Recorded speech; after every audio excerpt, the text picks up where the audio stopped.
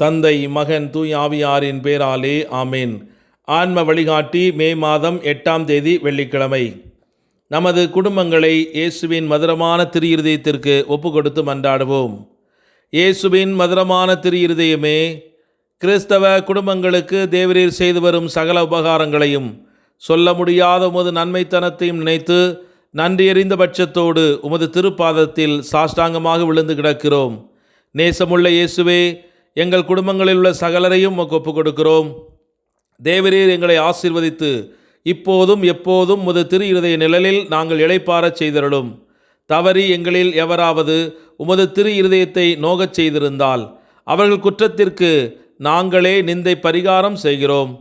உமது திரு இருதயத்தை பார்த்து எங்கள் பரிகாரத்தை ஏற்றுக்கொண்டு அவர்களுக்கு கிருபை செய்தருளும். இதுவுமன்றி உலகத்தில் இருக்கும் சகல குடும்பங்களுக்காகவும் இடத்தில் மன்றாடுகிறோம். பலவீனர்களுக்கு பலமும், விருத்தாப்பியருக்கு ஊன்றுகோலும், விதவைகளுக்கு ஆதரவும், அனாதை பிள்ளைகளுக்கு தஞ்சமாயிருக்க தயை புரியும். ஒவ்வொரு வீட்டிலும் நோயாளிகள், அவஸ்தைப்படுகிறவர்கள் தலைமாட்டில் தேவரீர் தாமே கண்விழித்து காத்திருப்பீராக.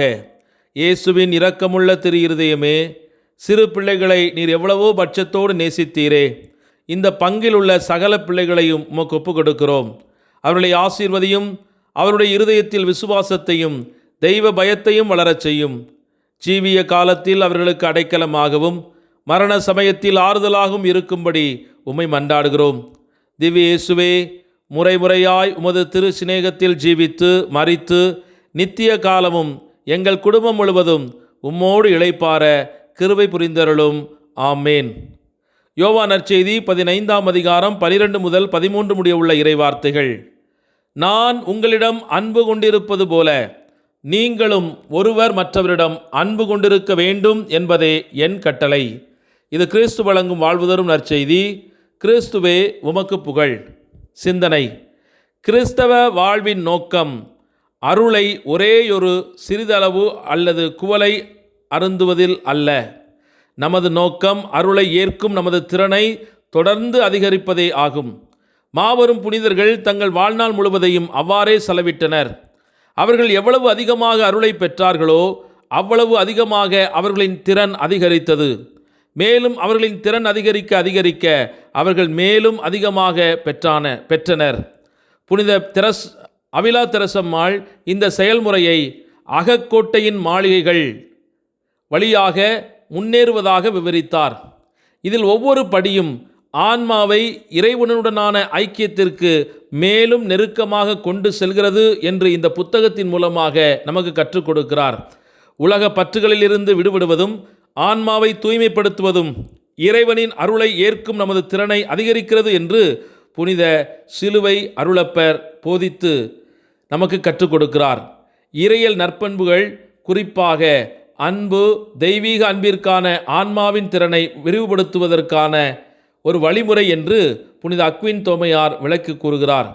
எந்த ஒரு ஆன்மாவிலும் அருள் இருப்பது அந்த ஆன்மா மரணத்திற்கு பிறகு பரலோகத்தை அடையும் என்பதை உறுதியாக அதற்கு சொல்லிக் கொடுக்கிறது. இருப்பினும் ஒவ்வொருவரும் நித்தியமாக அனுபவிக்கப் போகும் மகிமையின் அளவானது இந்த வாழ்க்கையில் ஆன்மாவின் அருளுக்கான திறன் எந்த அளவிற்கு விரிவடைகிறது என்பதை பொறுத்தே தீர்மானிக்கப்படுகிறது. இந்த திறன் அன்பின் மூலம் கட்டமைக்கப்படுகிறது என்று இயேசு போதிக்கிறார். தன் நண்பர்களுக்காக தன் உயிரை கொடுப்பதை விட மேலான அன்பு யாரிடத்திலும் இல்லை. பிறருக்காக தம் உயிரை கொடுக்கும் செயல்முறையே ஈகை அன்பு ஆகும். இயேசு அத்தகைய அன்பின் ஊற்று மட்டுமல்ல, அவரே முன்மாதிரியாகவும் இருக்கிறார். தனது மனித இயல்பில் சிலுவையில் மரிக்க அவர் எடுத்த முடிவு நாம் கடைபிடிக்க அழைக்கப்படும் தியாக அன்பின் வகைக்கு ஒரு சிறந்த எடுத்துக்காட்டாகும். அந்த வகையான தியாக அன்பை புரிந்து கொள்ளும் போது அதன்படி வாழ்வதும் மிகவும் கடினமாக இருக்கலாம். நமது வீழ்ச்சியடைந்த மனித இயல்பு நம்மை சுயநலத்தை நோக்கி தூண்டுகிறது. கொடுப்பதை விட பெறுவதே சிறந்தது என்றும், சேவை செய்வதை விட சேவை பெறுவதே சிறந்தது என்றும், மற்றவர்களை நமக்கு முன்னுரிமை அளிப்பதை விட நம்மை பார்த்து கொள்வது சிறந்தது என்றும் நாம் எளிதில் ஏமாற்றப்படலாம். அத்தகைய ஏமாற்றத்திலிருந்து விடுபடுவதற்கான ஒரே வழி இயேசுவுடன் நட்புறவு கொள்வதே. நான் உங்களுக்கு கட்டளையிடுவதை செய்வதால் நீங்கள் என் நண்பர்கள் ஆவீர்கள். அன்பு செய்வதற்கான சுதந்திரம் இறைவனுக்கு கீழ்ப்படிவதன் மூலம் கிடைக்கிறது. அத்தகைய கீழ்ப்படிதலை நம்மால் உடனடியாக அடைய முடியாவிட்டாலும் செபம், தவம் மற்றும் அவருடைய கட்டளைகளுக்கு உண்மையாய் இருப்பதன் மூலம் நாம் அதில் வளர முடியும். அவர் நமக்கு என்ன கட்டளையிடுகிறார்? நான் உங்களை நேசிப்பது போல நீங்களும் ஒருவரை ஒருவர் நேசியுங்கள் என்பதே என் கட்டளை. இயேசு நமக்காக தம் உயிரை கொடுத்து நம்மை நேசித்தார். பதிலுக்கு மற்றவர்களுக்காக நம் உயிரை கொடுக்க நாம் அழைக்கப்பட்டிருக்கிறோம். இதன் பொருள் நமக்கு முன்பாக மற்றவர்களை பற்றி சிந்திப்பது, அவர்களுடைய உண்மையான தேவைகளை முன்கூட்டியே அறிவது மற்றும் அவர்களுடைய ஆத்தும ரட்சிப்புக்காக நம்மையே நாம் ஒப்பு கொடுத்து மன்றாடுவது, உழைப்பது ஆகும். ஆகவே இத்தகைய அன்பின் செயல்பாட்டை நம்முடைய வாழ்விலே தொடர்ந்து ஆற்ற இறையருள் வேண்டி இணைந்து மன்றாடுவோம். ஜெபிப்போமாக. எங்கள் இன்னல்களை எல்லாம் அற்புதமாய் இன்பமாய் மாற்றி எங்கள் வாழ்க்கையில் விடுதலையை அனுபவிக்க அருள் தந்த எங்கள் அன்பு தந்தையே, எமது ஆன்ம நேசரே, உம்மை நன்றியோடு போற்றி துதிக்கிறோம்.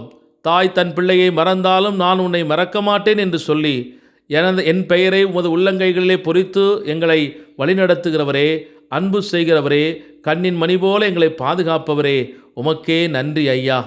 இதோ மலைகளில் சீயோனை சுற்றிலும் இருப்பதைப் போல என் மக்களாகிய இஸ்ரவேலை சுற்றி நானே சூழ்ந்து நின்று பாதுகாக்கிறேன் என்று சொல்லி நாங்கள் செல்லும் பாதையெல்லாம் உடைய தூதர்களை அனுப்பி எங்களுக்கு எந்த குறைவும் இல்லாமல் பாதுகாத்து வந்த உமது தாயின் கருணைக்காக நன்றி கூறுகிறோம்.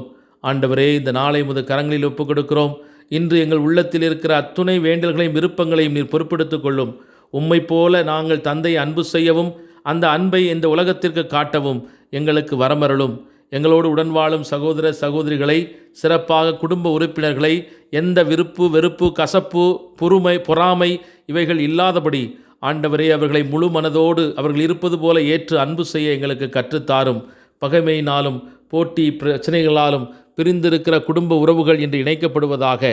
கணவன் மனைவி உறவு பிரச்சனைகள் தீர்வதாக.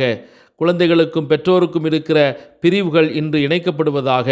சமூகத்திலே நண்பர்களாக, உறவினர்களாக ஏற்படுத்தப்பட்ட இவர்களுக்குள் ஏற்பட்டிருக்கிற பிணைப்புகள் இவைகள் உறுதி செய்யப்படுவதாக. ஆண்டவரே, உண்மையும் நன்மையும் நிறைந்த இந்த உலகத்தில் உம்முடைய அருளை நாங்கள் பெற்றுக்கொள்ள உம்மை மட்டும் அன்பு செய்து உம்மிலிருந்து பிறக்கிற ஆற்றலால் இந்த உலகத்தை ஆசீர்வதிக்க எங்கள் ஒவ்வொருவருக்கும் தெய்வீக தூய ஆவியானவருடைய அருளை எங்களுக்கு தந்தரல வேண்டும் என்று எங்கள் ஆண்டவராய கிறிஸ்து வழியாக மன்றாடுகின்றோம். ஆமேன். எல்லாம் வல்ல இறைவன் தந்தை, மகன், தூய ஆவியானவர் உங்கள் ஒவ்வொருவரையும் நிறைவாக ஆசீர்வதித்து புனிதப்படுத்தி வழிநடத்துவாராக. ஆமேன். இயேசுவுக்கே புகழ், இயேசுவுக்கே நன்றி. மரியே வாழ்க. இயேசுவின் இரத்தம் ஜெயம்.